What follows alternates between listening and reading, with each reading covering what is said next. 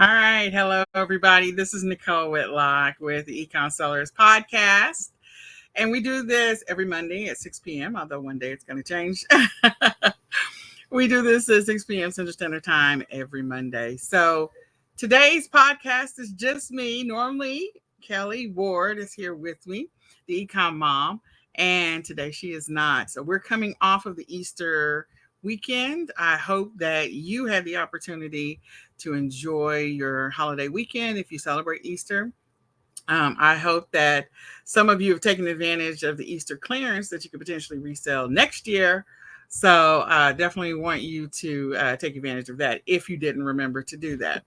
So we had a good Easter. I will tell you that I spent a lot of the weekend working on our special needs event. I'm the vice president of a nonprofit, and so we had an awesome Easter egg hunt and resource fair for individuals with intellectual disabilities and physical disabilities and their families.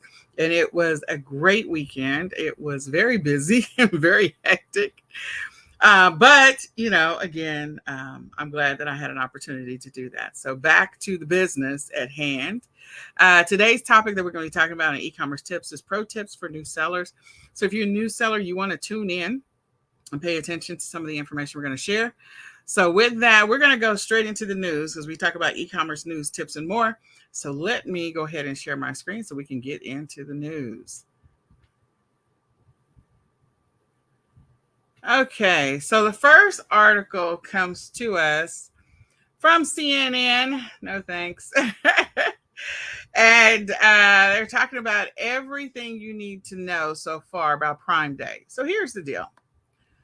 We know that Prime Day is coming. We're anticipating the date that based on what we know right now, we believe the date is going to be around July the 12th, probably the 13th.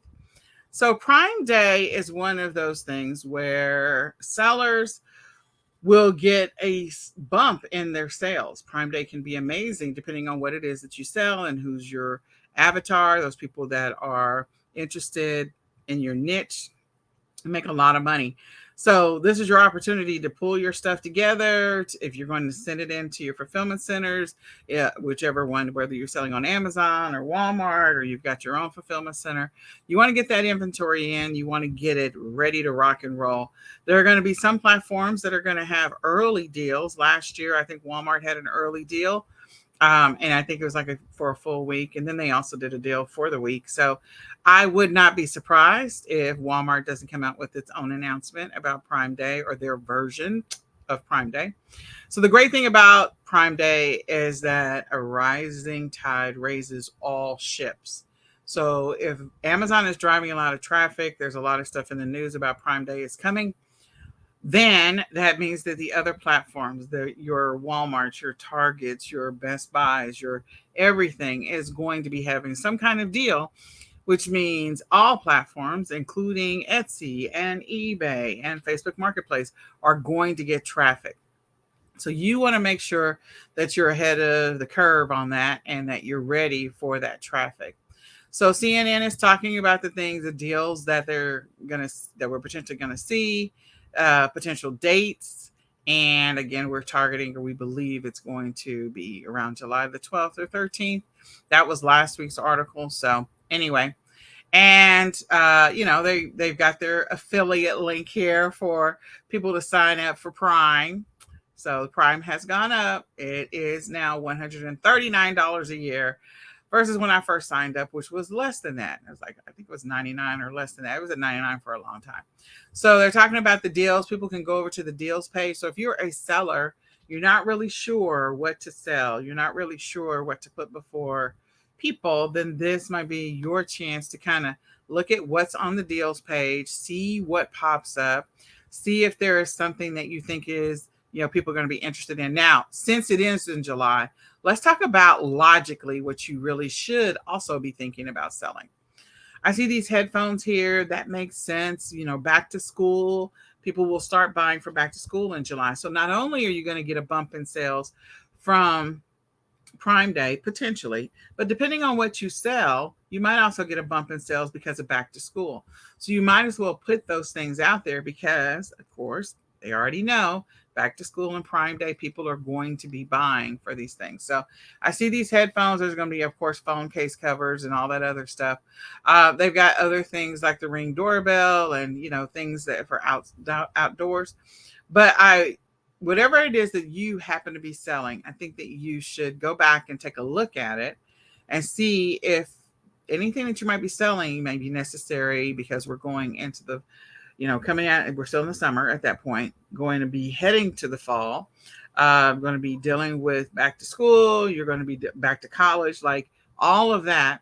And then other things that people want to take care of for the summer. Like, there's going to be some fitness things that are going to be sold, and things that have to do with lawn and garden and household kitchen appliances, and maybe gifts for other people for different things. So don't overlook what you could be selling or what you're already selling.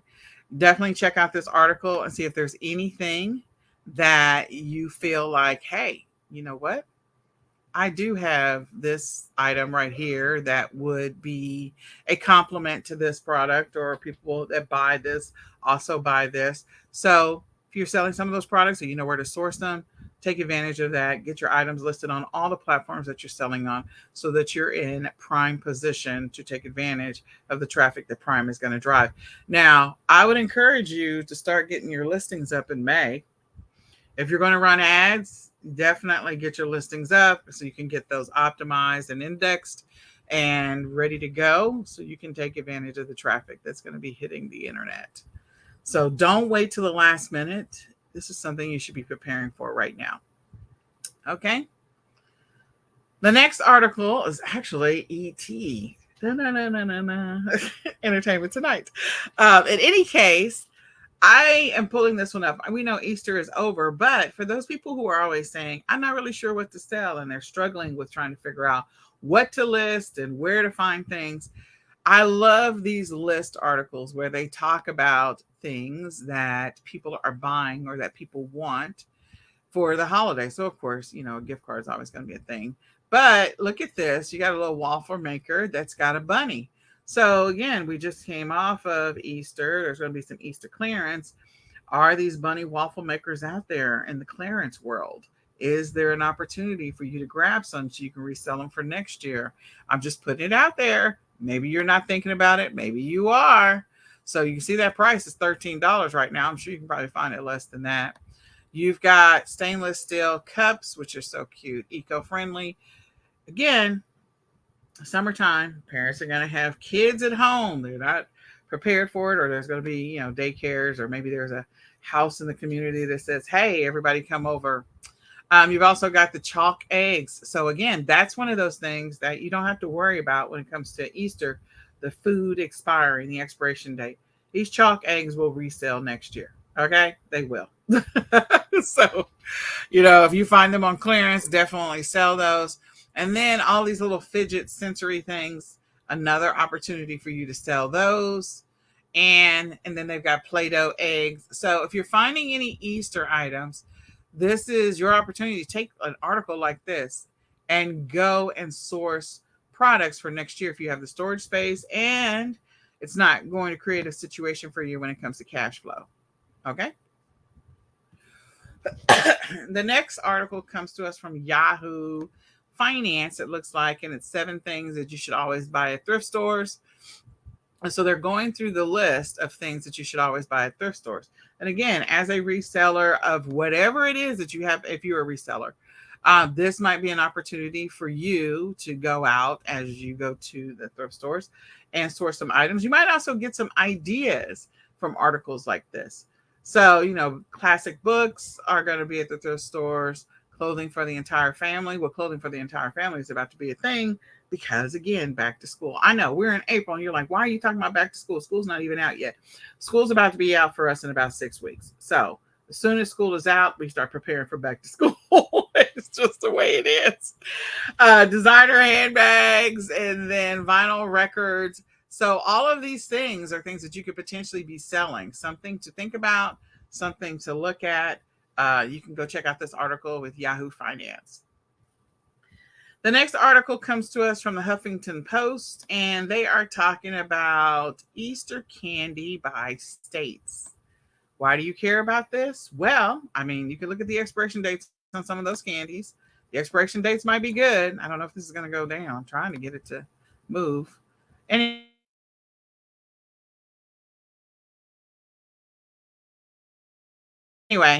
my mouse is not giving insight into the popular candy for by each state. So if you're a person, you have some wholesale accounts with any, or if you have a direct account or a wholesale account, you'll be able to sell these things. These are things that are going to be popular every year. So you can start getting ready in January or December for Easter next year by taking advantage of information like this.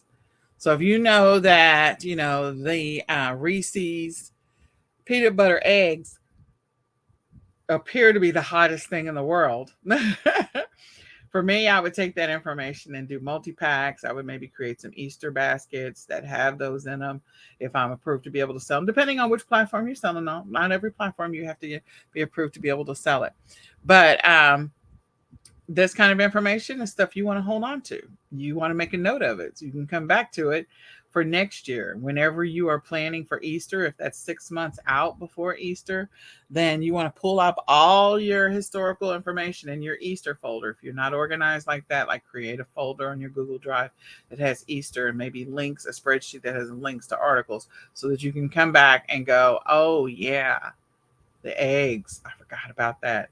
So when you find the Reese's that are, going to be put on the shelves, or if you have a wholesale account, you can go ahead and get those in advance and be able to sell them in multi-packs. The next article comes to us from Reuters, and they're talking about the firm Boxed files for bankruptcy. And so Boxed, they are looking to sell their software. So if you used Boxed, this may be an opportunity. I don't know. For people who have fulfillment centers and they're looking for some efficient software for cataloging things or their inventory, they evidently have an amazing piece of software. So they're going to sell it to businesses and to services. If you're a big seller, this may be something that you're interested in, but they're looking to sell their software. It's called Espresso. And it's designed to help people with managing their inventory and so much more. So Boxed, again, is selling, or they're filing for bankruptcy, and they're looking to offer their software out to the public. So something to think about. All right, so this week, we're coming to a close on taxes. Dun, dun, dun. And so you need to get your taxes done. I believe the date is the 17th or the 18th. So you want to make sure that you get your taxes filed and submitted within the deadline. Also wanted to let you know that the IRS put out a publication indicating that they plan on making some improvements to the tax filing process, to the customer service. And, I think maybe it'll be good. We'll see. It's going to take a while to get all of this in place, but there's going to be some changes. And so it's going to be a gradual improvement. I think that every year when it's time to do taxes, this is an opportunity for you to look at your situation and see if there's something you could be doing differently that you can improve on so that taxes are not 100% a nightmare for you. Also, it's also another opportunity for you to, as an entrepreneur, be thinking about who you want in office. So, not getting political here, just your opportunity to be thinking about that. I always post, everybody should vote. So I think you should vote and you should decide on what you want. So 2 tips there. The next article comes to us from NBC News, and they are talking about the Dollar Trees are squeezing out the local grocery stores. Now, it's not a good thing that they are squeezing them out. That's not a good thing. But the thing that I do think is insightful, where's the article? Oh, the article left. I think because I was on this link for too long. So the article advanced itself. So there it is. So the Dollar Tree. Yeah. So dollar stores are squeezing out the local grocery store. And the thing about the Dollar Tree, or not just the Dollar Tree, but dollar stores, is that sometimes at dollar stores you can find some amazing deals. Okay. And you can find some amazing products. Kelly Ward, who's normally my co host on the podcast, she did a post about some seasoning that she added to her Instapot. And so I was asked her a question like, okay, where'd you get that? And she got it at the Dollar Tree. It's Dollar Tree, sorry, Dollar General. So that I think is really, really helpful to know that I know that I have sold seasonings from the different stores. And sometimes people don't think about the stores having things. Now they have a lot of shelf stable stuff, which is not always the healthiest thing in the world. But seasonings, I mean, sometimes you can find some really good seasoning. I'll tell you the fry seasoning. I think it's at the Dollar Tree, like sells like hotcakes. So in any case, if you want to check out this article, it's not necessarily that we're pointing out the fact that this is a reminder to you that your Dollar Tree and your Dollar General and your Family Dollar and your 99-cent store all have some food sections. And you maybe hadn't thought about it in the past, but the food in those sections actually does sell. Seasonings, spices, sauces, marinades definitely sell. The box stuff sells. So something to think about. All right. So the next article, I think these next ones are just all e-commerce bites. And e-commerce bites, they actually share a lot of great information. So I'm just going to point out a couple of them. One, this article is about Walmart redesigning the homepage to showcase sellers and suppliers, which is a good thing for sellers, especially if you have a private label brand. The next one comes to us, same e-commerce bites, and they are talking about the social sharing integration on the Seller Hub. There's always been those social media links there on your individual listings. But eBay UK seller announcement board, this is what they took off of the seller announcement board about the sharing of the links. So again, within the US, you already had the links available on the actual listing itself to share out. And then the next one is Amazon makes donation certificates available to FBA sellers, something that they've been talking about since 2019. And so this gives you the opportunity, if you are a person that is selling and you want to your particular items that you sell to go out and be donated, then you have the opportunity to take advantage of that. So there you go. So those are some quick tips on the news for e-com sellers. Now we're going to get into e-commerce sellers. Now we're going to get into the tips. Dun, dun, dun. So today we're going to be talking about some of the pro tips for new sellers. If you're a new seller, this should be helpful for you.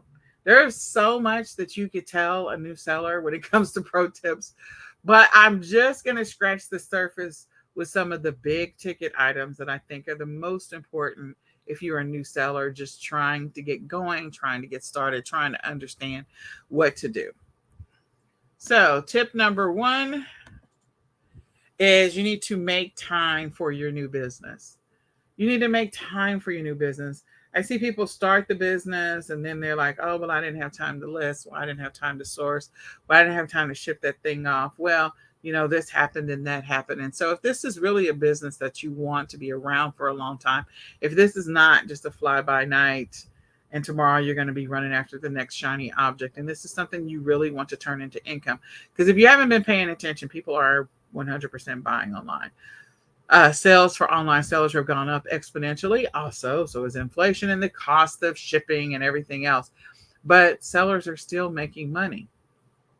So this is something that you really want to do. You have to make time for your new business. I encourage people all day long to create a new schedule, create a real schedule, a schedule that they can follow, a schedule that works with their life, so that way you know exactly when you plan on listing, when you plan on doing product research, when you plan on doing sourcing, exactly when you're going to execute those things about your business, when you plan on shipping stuff to your customers. So create a real schedule that's realistic based off of your life, Okay. I always encourage it to be a consistent schedule so that it's so much easier to follow. But if you have to do things in the pockets, which is what I started off my business doing things in the pockets, then do what you need to do to keep your business alive and to keep it growing. The second thing within that same topic is build a plan. You need to have a game plan. Like, where do you want to be in how many months? Like, are you going to test drive retail arbitrage for the first 6 months just so you can get comfortable with the process and whatever the platforms are that you're going to do retail arbitrage on or online arbitrage? Are you planning on transitioning to get to white label or private label? Do you want to do wholesale? Again, have a vision for your business and how much time you're going to give yourself to make progress. What are your target goals? So if you hadn't thought about that, you need to establish some target goals, even if the target goal is I'm going to list 5 items every day for the next 6 months and then see what I want to do next. What were my results listing 5 items every single day for the next 6 months? And what did that do to my business? What did I get in sales? So, two things within Make Time for Your Business is one, create a schedule, and two, create a plan. Okay. Next is to decide on your e-commerce method. There are many different ways in which you can do this e-commerce game. You can do retail and online arbitrage, which is where you will buy inventory or buy items to resell. You can resell items that you've purchased from Walmart or the Dollar Tree or from Five Below or from Target or from Pop Shelf, or there's so many different stores, but you are sourcing items from a retailer and you're reselling it on a marketplace platform like Amazon or eBay or Etsy or Walmart or Shopify, or well, that's not even a marketplace. Shopify is not a marketplace, it's a website builder. But in any case, I think you get the idea.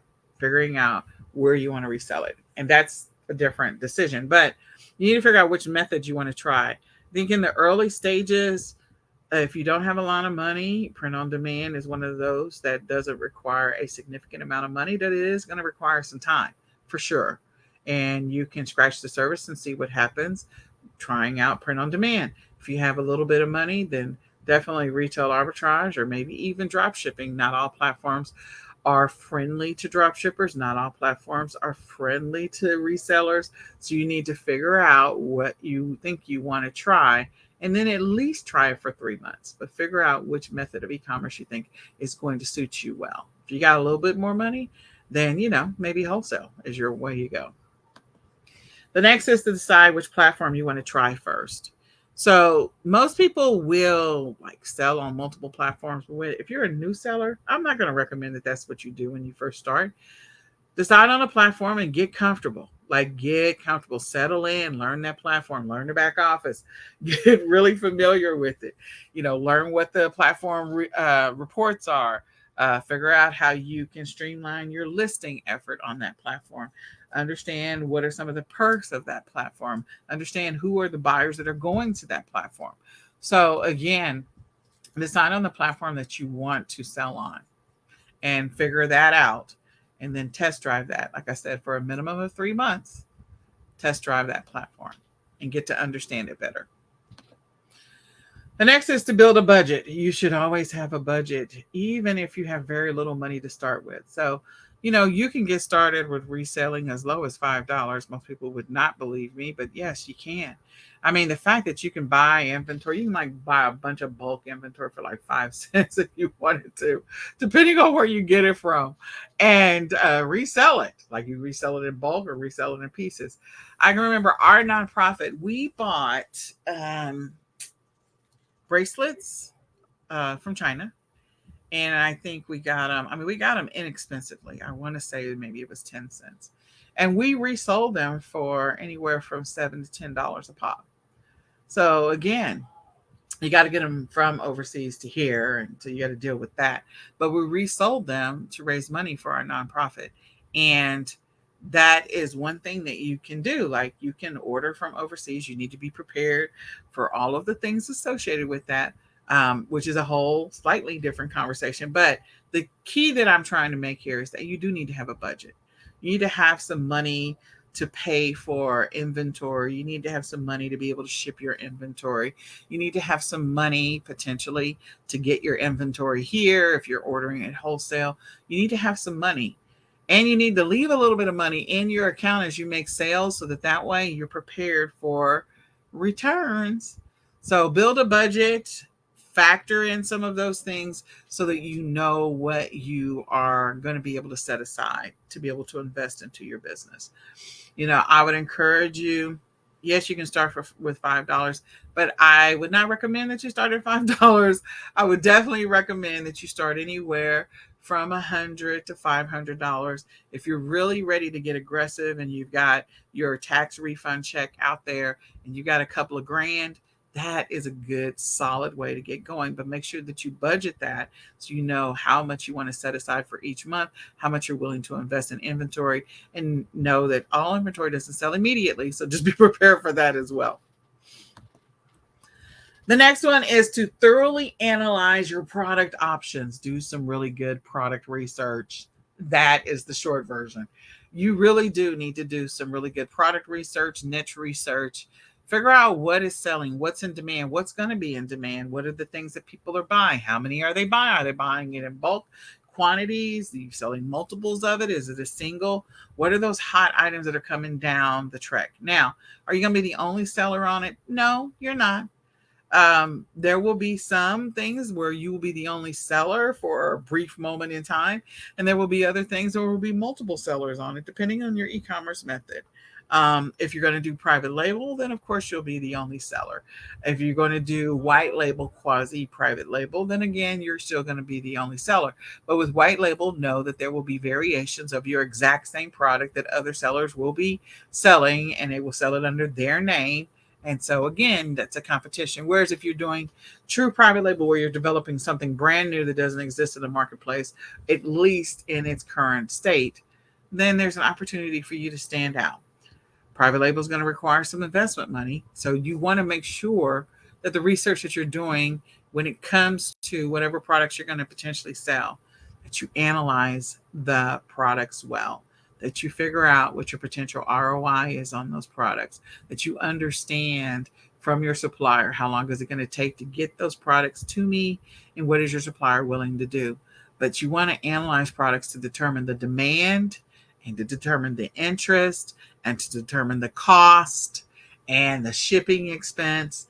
And the last thing is, there's many others, but this won't be the last thing. But you also want to make sure that you pay attention to, if you're going to ship it or somebody else is going to ship it, is this one of those products that's going to be a shipping time hog?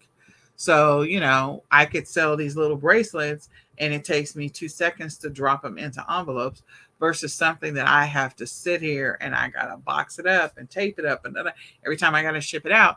And so I could sell something that takes me 5 seconds to ship, stick a label on it, close the seal and be done with it. Or I'm going to spend at least 5 to 10 minutes every single time that somebody buys this. And is it worth the investment? I mean, if you're going to get, an amazing ROI on it, then it might be worth it, especially if it's an in-demand product. But your products need to solve a problem, or they need to be in demand, or they need to be hot, or you need to understand what the interest is or the demand is for the product. So you got to learn how to do product research, and you need to analyze it. Okay. The next is to source regularly, list regularly, ship regularly. So in other words, you need to make sure that you're ordering inventory so that you have inventory available to, sell. There's nothing like running out of inventory. That's a horrible thing. And to have to wait like, it's going to be 6 weeks before that inventory comes in. No, you need to pay attention to what's happening with your business. So you're going to make sure you have enough inventory based on the projections, based on the research that you've done and the product research of what the demand is, that you have enough inventory and that you can order the inventory and get here in a timely manner so that you won't run out of inventory. That's one thing. Next, creating your listings on a regular basis. So if you're selling one product, you don't have a lot of listings to create. You just need to make sure your quantity is updated. But if you're selling a variety of different products, then you want to make sure that you're being consistent and giving the platforms what they want, because the platforms love consistent listers.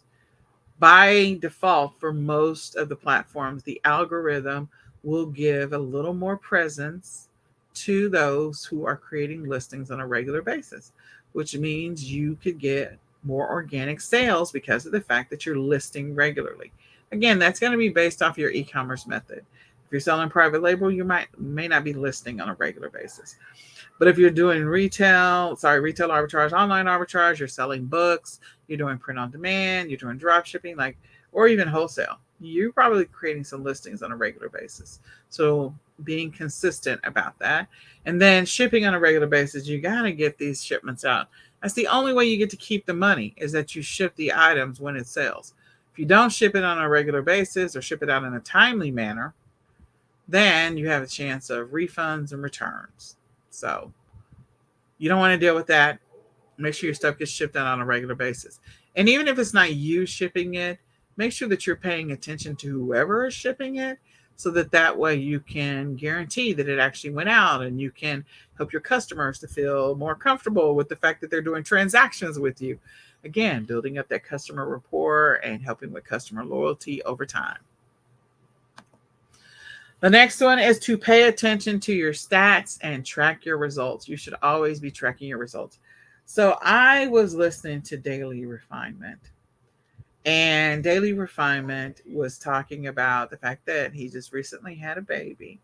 And one of the nurses, I don't want to get it wrong, but I'm probably going to get it wrong. One of the nurses said that if it's not tracked, it didn't happen, or if it's not logged or something, it didn't happen. And I thought that that was so insightful, because in order for you to determine whether or not you're making any progress in your business, you got to track what you're doing. You got to pay attention. What are the number of listings that you're creating? What are the sales that you're getting on a regular basis? In order for you to identify any trends that may be happening with the product that you are selling, you got to pay attention to the results that are happening on a regular basis. You got to pay attention to the ROI. And is there a need to shift the price? Is there somebody else jumping on the listing that's dropping the price by about $5? And what's that going to do to you? Are you going to stay and hold, or are you going to go ahead and drop your price too? So again, paying attention to the stats and the data on a regular basis, and tracking your own personal results and your own personal activity in your business as a new seller will actually help you with your productivity. One of the biggest things that sellers have a hard time with, outside of just getting started, once they get started, is being consistent so that they can sustain the productivity that they were getting. Like, you want to continue to get regular sales. So give the platforms what they want. Be consistent about creating listings. And when you do that, you will hopefully get consistent traffic, consistent sales, consistent lookers, consistent everything. And you'll have some data that you can work with. There's going to come a time where your sales will get to a certain level, the number of listings you're creating, where the number of listings you create will start to equal the sales. If not, the sales will overrun that. And so, you may start off with creating, 50 listings a week for the first couple of months. And then after a while, it's like, oh, okay, I am actually having 80 sales, a week. And that may take some time to get there, but you want to track your results. The other thing about tracking your results, it's going to give you some insight on accidental learning. Sometimes it's intentional learning, but accidental learning. When you're tracking your results, you can tell whether or not, like if you want to do a split test, something about the listing, the title, the description, you're going to, by default, over time, if you're paying attention to the data, start to get better at creating listings. You might tweak that title. You might bring that listing down and relist it. You might change up the description. You might change up the photo, and you start to see, oh my gosh, I'm getting more traction. I'm getting more eyeballs on my listing. I'm getting more sales. I went from getting 4 sales a week on this item to now I'm getting 4 sales a day on this item, because you're paying attention to what's happening. You're tracking your results. So one of the things we have in the eCom planner is we have reworked listings, because reworking a listing can help you to get some sales. It can revive a listing and help you to get some sales, depending on the platform that you're selling on. So pay attention to your stats, pay attention to your results, pay attention to what's happening in your business, and then as needed, tweak it so that you can see if that helps you to get better results over time. Next is don't forget about customer service. Don't forget about responding to customer questions. Don't forget about dealing with platform questions because the platform may ask you questions. Don't forget about addressing returns and refunds. Customer service is going to be important. It's not going to take up your entire life. Over time, as you have more and more sales, it may become time consuming, but initially, it's not going to take up your entire life. But customer service is an important part of this. You notice that every store you walk into, whether it is a grocery store or whether it is a department store, they all have a customer service department. All stores have them. You, as a seller, need to have one too. So you need to pay attention to what's happening and do what you can to serve your customers well and to serve them right. Also, pay attention to the reviews. That's sort of indirectly part of the customer service as well, because if people are putting negative reviews out there, that can impact traffic that's going to you and that may pump the brakes on things, especially if like a platform flags your item as frequently returned. That's a mental note to you like, okay, I'm not sourcing from this supplier anymore. So that's another one of those pay attention to the results kind of thing. But yeah, you want to pay attention to the reviews as part of that customer service.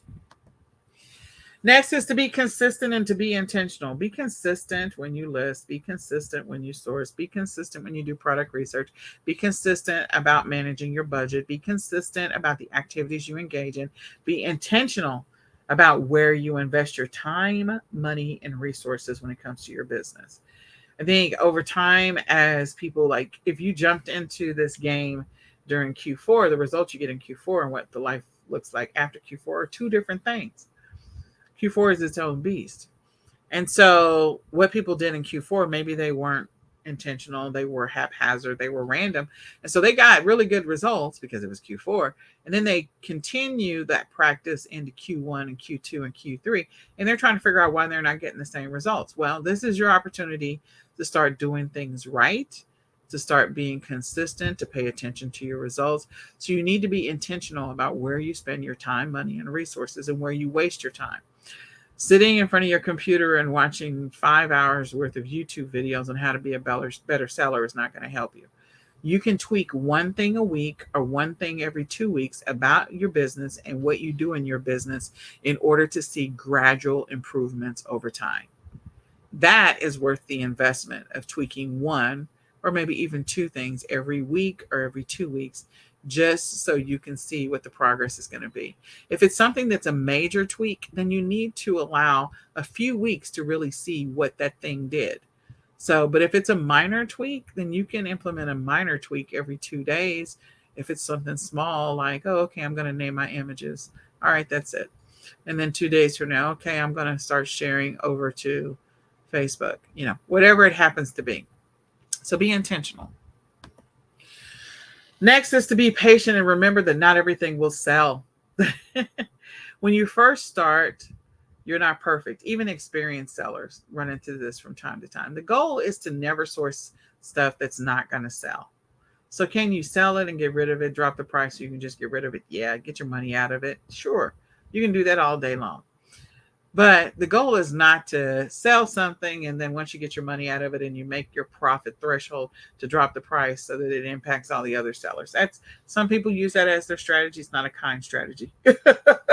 But maybe they want to invest their attention and time somewhere else, and so they may do that. People who have deep pockets make that kind of move. You as a new seller, you can't make that kind of move. So your goal is, again, going back to doing a good job analyzing your product options. Definitely do that. And then just remember that there's going to be stuff that you're going to source that's not going to sell. And maybe it's the way that the listing was created. Maybe it's the image. Maybe it's the description. Maybe it's the platform. Maybe it's the photo, the feature photo, and maybe you need to change that. So I would tweak some of those things, and it could be the price. Once you have tweaked all of those things and nothing is happening, then this may be one of those things that you just like, okay, this is not the thing. It also could be the season. It may not be the season for this item to sell like hotcakes. So a little grace, a little mercy, a little patience is what's going to be required. And remember your why. When things get weird, when things get rough, when the platforms are saying you can't sell this thing or the platform is taking your listing down or when. I mean, I'm not going to say this is going to happen to you, but it does happen, and it may not happen immediately as a seller, but every once in a while there's some weird stuff that happens with the platforms. It's just the nature of the game. So you just need to be prepared for it.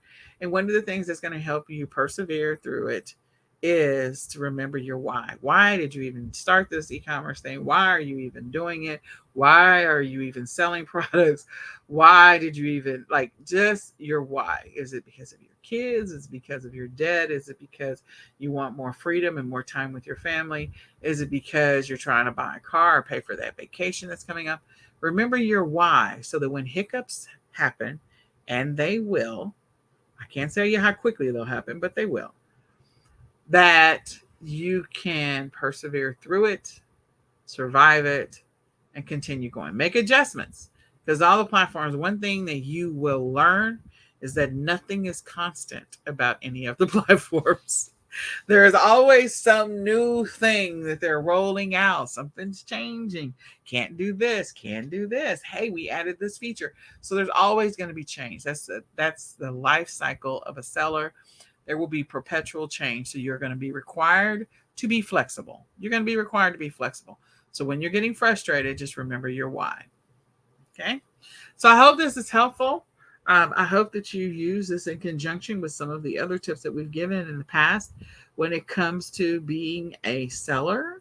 And whether you're selling on Amazon, eBay, Etsy, Walmart, whatever the platform is, Mercari, Poshmark, Facebook Marketplace, I hope you use this and come back to it time and time again. Maybe listen to it as a new seller once a month, just as a reminder as you run into obstacles and challenges. Share this out with a friend. Let somebody else know about the eCom Sellers podcast. Let them know about this list. Maybe they need to know what it is that they can expect.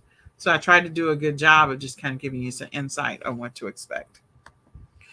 So if you're a person that needs some help with figuring out what products to sell, sourcing products, you don't have a lot of time, maybe you're working a full-time job, maybe you are caring for an aging parent, maybe you've got other things going on and you can't balance it all. This is your opportunity to get a list of products that you can go out and source right now. So if you buy the eCom Sellers Retail and Online Arbitrage Leads list, you'll get 200 leads every single month, 50 leads a week for $50 a month. So 50 leads every single week, 4 times a month. That's going to get you to 200 leads, and you'll be able to go out and use that to make some money, flip it and turn it into money right now. The thing about getting the Arbitrage Leads list is you have to be an action taker. If you're not going to go out and do something with the list, then we're going to not encourage you to grab the list because prices do change. There are sales, there are deals. And so I don't want you to get the list and then hold it for 3 months and go, oh, well, I couldn't sell anything on the list. Well, of course not. The prices have changed at that point. So this is your opportunity to get an organically sourced list of products that is reviewed and vetted so that you can go out and use it to make money now. If you didn't already sign up, we do invite you to join the Print on Demand Mastery course. This week, we are on session 4. There are 11 sessions.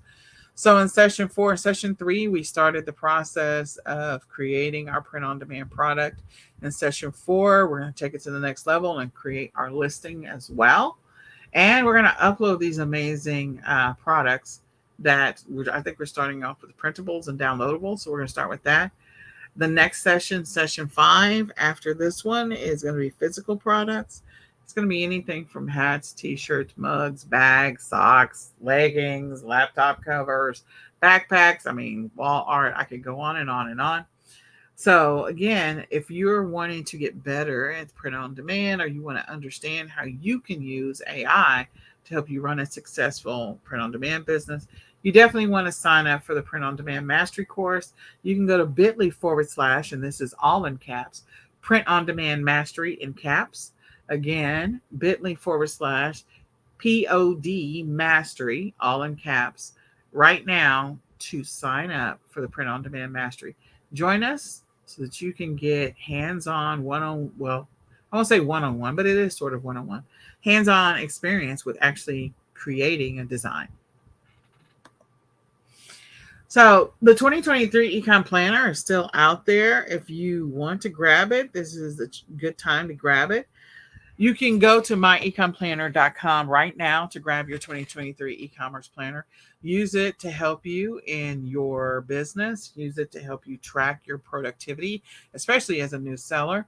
Track what's happening with your business. What are the sales? What are the things that you identified organically when you were out and about? So go to myecomplanner.com to grab your 2023 e-commerce planner. You can also get the digital or the physical versions.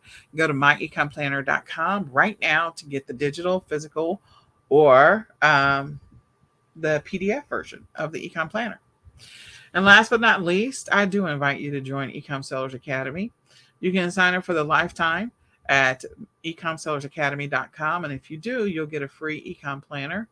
So go to ecomsellersacademy.com, sign up for the lifetime, and never pay again. Join us as we help you on your e-commerce journey. So with that, I hope this information was helpful. I hope you use it on your journey. So again, my name is Nicole Whitlock, and this is the eCom Sellers Podcast, and we do this every Monday. Right now, it's at 6 p.m. Central Standard Time. So I invite you to come back and join us again on another episode of the eCom Sellers Podcast, and we will say goodbye for now. Thanks for joining us. Bye, y'all.